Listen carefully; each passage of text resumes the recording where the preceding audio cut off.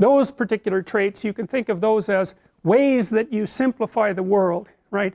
There's lots of different places that you can act in the world, and there's lots of different ways you can look at it and survive. That's why you can be a plumber and a lawyer and an engineer, and those all work, right? Even though they're very different modes of being.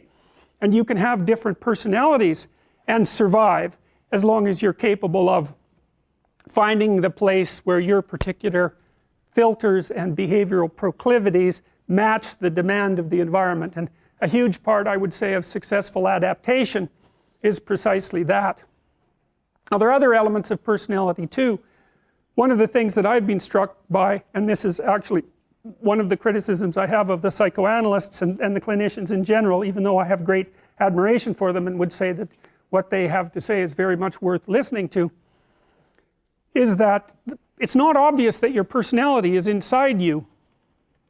You know, you think, you know, a human being is a strange multi-level thing, and you might ask yourself, well, for example, you know, is your mother more a part of you than your arm? Or maybe even more precisely, is your child more a part of you than your arm? I mean, certainly people will do drastically self-sacrificing things to maintain the lives of their children.